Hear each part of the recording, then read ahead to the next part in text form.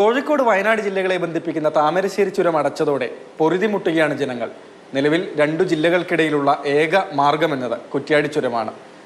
കോഴിക്കോട് നഗരത്തിലുള്ള എനിക്കിപ്പോൾ കൽപ്പറ്റയിലോ വൈത്തിരിയിലോ പോകണമെങ്കിൽ കുറ്റ്യാടി ചുരം വഴി തരുവണയിലെത്തി തിരിഞ്ഞു വേണം പോകാൻ. അതായത് കുറഞ്ഞത് 30-40 കിലോമീറ്റർ അധികമായി സഞ്ചരിക്കണം. അല്ലെങ്കിൽ മറ്റൊരു മാർഗം എന്നത് നാടുകാണി ചുരമാണ്, മലപ്പുറം ജില്ലയിൽ. അതുതന്നെയും ദൂരം ഇതിലും അധികമാണ്. യാത്രാക്ലേശം ഇത്രയും അധികം അനുഭവിക്കുമ്പോഴാണ് ബദൽ മാർഗങ്ങൾ എന്തൊക്കെയാണെന്നുള്ള ചർച്ചകൾ സജീവമാകുന്നത്. നമുക്ക് മുൻപിലുള്ള ഏറ്റവും പ്രധാനപ്പെട്ട ബദൽ എന്നത് ആനക്കാമ്പൊയിൽ കള്ളാടി മേപ്പാടി തുരങ്കപാതയാണ്. ഈ മാസം 31-ന് മുഖ്യമന്ത്രി പിണറായി വിജയൻ ഈ തുരങ്കപാതയുടെ നിർമ്മാണോദ്ഘാടനം നിർവഹിക്കാൻ പോവുകയാണ്.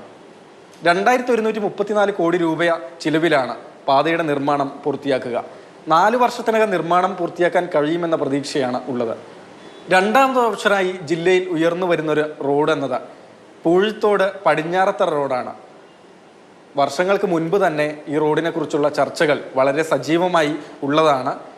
റോഡിന് വേണ്ടിയുള്ള പ്രാഥമിക നടപടികൾ ആരംഭിക്കുകയും ചെയ്തതാണ്. പക്ഷെ പിന്നീട് ഇങ്ങോട്ട് നടപടികളൊന്നും തന്നെ ഉണ്ടാവുകയും ചെയ്തില്ല. ഏതായാലും ഈ റോഡും അതുപോലെ തന്നെ ആനക്കാമ്പൊയിൽ കള്ളാടി മേപ്പാടി തുരങ്കപാതയുമാണ് ബദൽ റോഡുകൾ എന്ന രീതിയിൽ രണ്ടു ജില്ലകളിലെയും ജനങ്ങൾ വളരെ സജീവമായി ചർച്ച ചെയ്യുന്നത്.